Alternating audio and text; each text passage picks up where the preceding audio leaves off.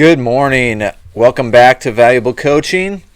We have our guest Chien Lee on still this week from Houston Volleyball Academy. He's been going through some great stuff this week, and we want to just jump right into the last portion of this interview and hear what he has to say about some of the growth that's happening in Houston with volleyball. We asked him some questions about men's volleyball, and so let's go ahead and take a listen. Well, like I said, I was a college coach for 7 years recruiting and on the men's side. And then, I'm actively like a college recruiting coordinator at the club we're at right now. And I coach club, and I was with a group at Wave, and Wave's a successful boys club. I mean, we constantly are medaling, entering the opens and stuff. And I pulled my boys aside, and these are sophisticated kids from Del Mar, Encinitas, La Jolla, affluent areas that come from great academics situations and great families, and they're great in many ways. But I actually said, come here, watch this young man from Houston. I believe now he's the manager for University of Texas, and he's a setter. It was like 4 years ago, but he did everything that you were just describing. Like, he put his bag down, the logo facing a certain way. When he conducted himself on the court, just his body language. And it was just like, gentlemen, that's how you conduct yourself as a volleyball player. And I just think that your culture down there, what you're doing in that great state, in that city, there's some things that our country can take a look at and just say, watch how those kids conduct themselves, entering the gym, leaving the gym, shaking a coach's hand, eye contact. And my hat's off to you guys, because from someone not from Houston and a California guy that's considered like a beach guy, I have a lot of respect for your kids and your program when they do that. So keep up the good work on that. Thank you. Yeah, I'm with you. It's hard to instill those things, but it's definitely worth it. And I liked what you said, is that you don't want to send a kid off and then have them set a bad example for your club and then not want anybody to recruit from you again. It made me think of, guys that I played with. I could think of times where, I was working hard to try and play in college, and some of them weren't. So they were going through, they just wanted to be there to play, and much different attitude off the court. Like Kevin said, walking in the gym, and those times matter. I mean, that might be the only time the coach sees you, is walking through the gym. You can catch their eye as somebody who's, maybe tall and looks like they can play, but if they got a bunch of knuckleheads around them messing around, then they're going to go, well, I'm not going to bother finding where they're playing because I don't want to deal with any of that. So that's an important thing. And it's not necessarily something we've heard direct like that so far. So, yeah. What we do tell them. So in the beginning of the year, the very first practice, we spend about 20 minutes where we just are talking with the girls, and we say stuff like, you never know who is watching, so you pretend like someone's watching at all times, and until you're absolutely sure that nobody's watching, then you let your guard down, because you don't know if you're ruining it for somebody else on your team. You could have very well said a cuss word in front of a coach, and you were wearing a uniform, and therefore that coach may not come back to watch your teammate who that coach was intending to watch. But because you left a bad impression for your teammate, that coach went on to watch somebody else. Because whether we like it or not, the volleyball players are a dime a dozen. If I can't watch this player, I'll go down to the next court and I'll watch another player. I can't watch that player, I'll go down to the next court and watch another player. So if you want to stand out, it takes more than just being able to hit a ball and serve. Yeah. That's what we've been hearing from the college coaches, is that they're always looking for that little thing that separates them. Like you said, they can find two people that all their physical skills are almost identical, and then, they need something that kind of breaks that tie. And a lot of them too, the academics is the same too. So there's got to be some deciding factor, and character has got to be it. So, yeah, I mean, this has been really, really enlightening. I think other clubs need to kind of take this on and understand that character is important. I mean, life skills are important, but that character piece is really, a big part that sometimes is kind of overlooked, beyond just being respectful to somebody when you're sending them an email or when you're conversing with them, like you said, if it's just are you faking that 15 minutes? Or are you really living it out? Yeah. I also think that I think life skills are extremely important. And one life skills, like make sure you iron your clothes or look the part or write a thank you card. I think those are all amazing. I'm not denying those. I instilled that in my players. But when I think of also character to me is like how you walk into the gym, like we talked about. How do you, when your team's down 3 points, how's your body language? Which is still forms of life skills. But I think that character, I think, also is shown right away. And what you're acting right now when you're 16, 15, sometimes you're teaching these kids life skills. It's like we're teaching you life skills to know how to pay your taxes when you're 21, and that's going to come a little later. We've been talking about girls volleyball a little bit, boys volleyball at the high school level and in the country is just booming. It's one of the largest growing sports right now in our country. There's a big push from First Tee that are finding, they're forming colleges in the South, over in Georgia. There was the North and South Carolina League was just recently formed, a lot more NAIA schools. Do you think that your state of Texas could find some growth, or do you think the first point will come to your state and maybe try to grow boys volleyball? Because every time I seem to be seeing kids from Texas on the boys side, I think they're pretty good. I think they're pretty athletic, and I think it's also interesting. A lot of JOs for boys takes place in Dallas, Houston, Austin, and so. Obviously you have a boys program. Do you think there will be maybe some growth in your state at the collegiate level or even high school programs starting boys volleyball at your high schools near you? So I think this boils down to culture, right? And culture is not something that happens overnight. You're starting to see a lot of beach volleyball pop up around, right? So Austin really kind of spearheaded that, where they have a couple courts here and there, and then it's starting to come up. So you do need people who play, graduate, come back, and then influence, and then those people graduate, come back, influence, and it's slow. It's a slow process, but Texas is dominated by football, right? And it is also dominated by baseball and basketball, those three major sports. And as a result, it's just been really hard to grow the sport at a junior level in Texas. Although if you were to take all the athletes that actually exist in Texas, we would be phenomenal volleyball teams, right? But unfortunately, those players are either playing basketball or playing football just because they're not exposed. And the biggest difference, I think we spoke about this offline, was the biggest difference between West Coast and Texas is you have basketball courts readily available. You have fields where people can play football, soccer readily available, but there are no volleyball courts around. People can just go and pick up volleyball, right?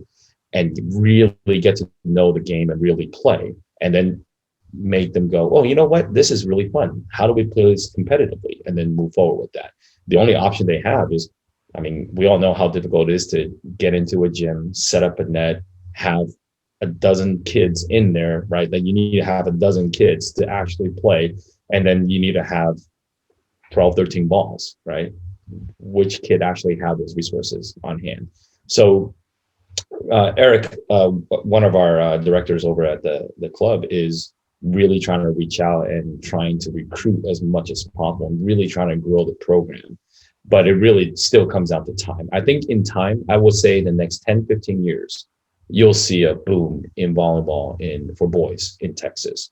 Right now, it is a little bit difficult. We are still competing with all these major sports, but I really see it's around the corner. Yeah.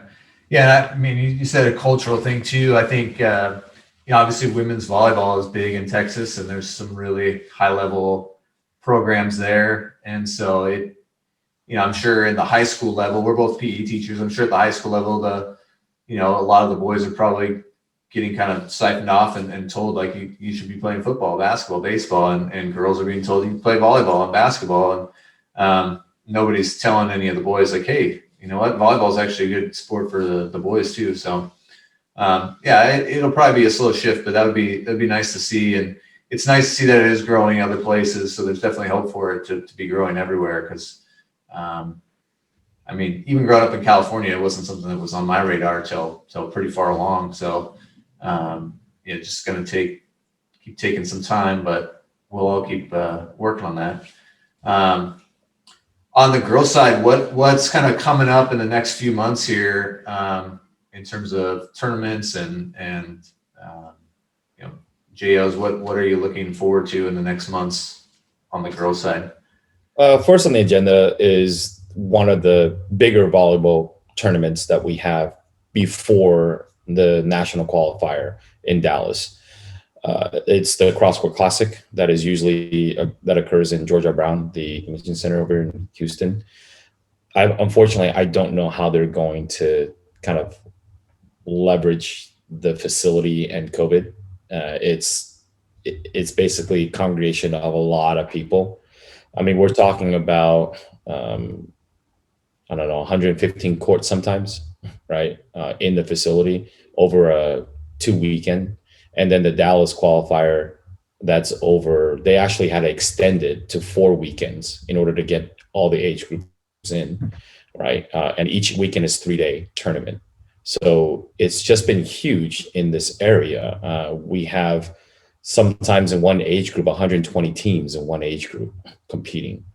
So Dallas is really what we look forward to every year. That's like basically our tournament that we are trying to do well at, and it's kind of like a reward that the girls go to Dallas. We're not quite at the other clubs levels yet where we're actually traveling nationally, and I would say that the reason why you travel nationally is to get exposure in that region of the United States for recruitment purposes, right? So we're not quite there yet, and we were going to do it this year. We were actually planning, but then we decided that with COVID, it just probably wasn't a good idea. So we were going to send maybe a couple teams to one of the locations that we were going to decide, maybe Indianapolis or something like that, but just ultimately decided not to. So Dallas is the national qualifier that is, it's always in Dallas every single year. It's one of the biggest, if not the biggest, national qualifier in the nation. So we look forward to doing that every single year. Great. Yeah, well, Coach, I've been part of volleyball now for almost 20 years, and I've talked to a lot of directors and coaches, and it seems like you remind me of the quote, "It's okay to be quick, but not hurry." I think it's really good that every step you're making, you're thinking about it, you're taking a deep breath, and you're methodical about it. And, I think parents should invest more in really sitting down, watching podcasts like this or videos or reading the websites, or really like, I'm going to invest this money into this club. My child's going to be there. What skills are they learning? What life skills are they learning? What is this director about? And I appreciate that you gave us the opportunity to kind of show you a little bit about your club and about you. And, I'm totally rooting for you guys. And on my end, I'm good question-wise. Coach Miles might have some more stuff for you, but I can't thank you enough for coming on. And also I know because of the time difference, it's a little later in Houston right now. So thank you for staying up late for us and doing this. We appreciate it. Not a problem. I typically probably go to bed around 2 a.m. and then I wake up at 5 just because otherwise I can get all the work, done. So between full-time job and having to do everything for the club, especially during COVID, there's really just no other way to do it at this point. So we're midway through the season. It's been tough, but we're pushing on, and hopefully we get to the finish line all intact, and perhaps maybe get a couple scholarships for girls. So. Yeah, well, big thank you from me too. I appreciate it. It was great, to reach out and have somebody respond back right away. And like Kevin said, I think again, from my perspective as a parent, if I had a boy, I have 2 boys, but if I had a daughter that was looking to play it, this is the kind of thing I'd want to look at to see, you said, a lot of word of mouth, and girls want to play with their friend, but if I'm a parent, I'm going to pay a lot of money to play club volleyball. I kind of want it more than just to be a social hour with a friend. They can do that, for free at somewhere else. So, this is what I would want to hear, that they're trying to develop character, and like Kevin said, they're trying to think things out and keep kids safe. And so, yeah, I wish you all the luck in the world. And I hope that they can figure out the best way to run these couple tournaments that you're looking forward to. And these girls have a great opportunity to get out there and, show what you've been teaching them. So, yeah, I appreciate you coming on tonight and letting us know a little bit more about Houston Volleyball Academy. Great. Appreciate you guys having us on. Yeah.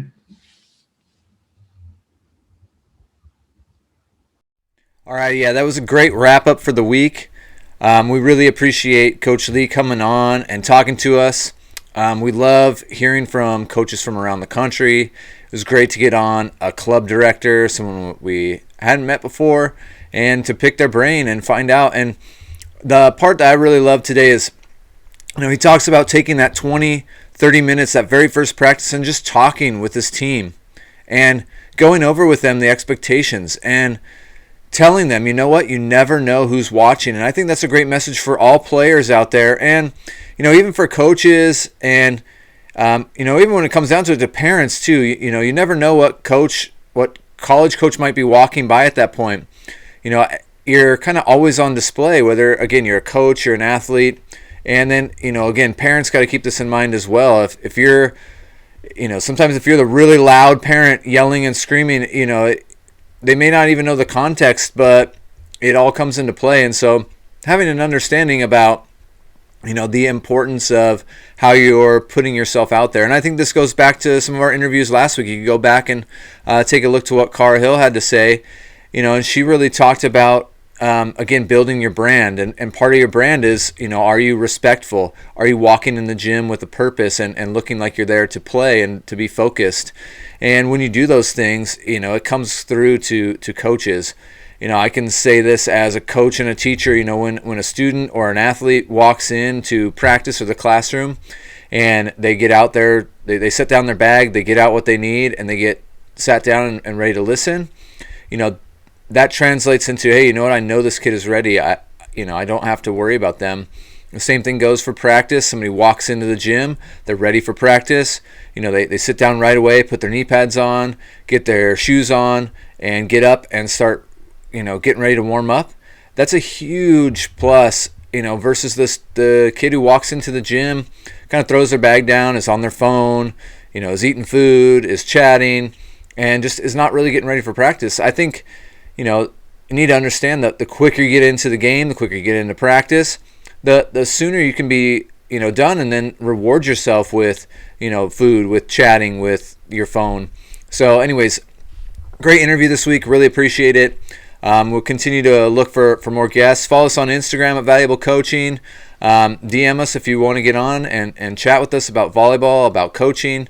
That's really our focus. But anyways, we're excited. Next week we're going to have head coach from Tusculum University in Tennessee from the men's program, which is brand new, just started last year, which really was kind of shut down due to COVID. So we're really excited to get to talk to him and let you guys know a little bit more about their program there. So anyways, thank you guys so much for another great week. Look forward to sharing more with you next week. Hey, check out our sponsors, One Stone Apparel, onestoneapparel.com. They make great apparel for camps, clinics, physical education, whatever your needs might be, even uniforms if you need them. Talk to Dave at One Stone Apparel.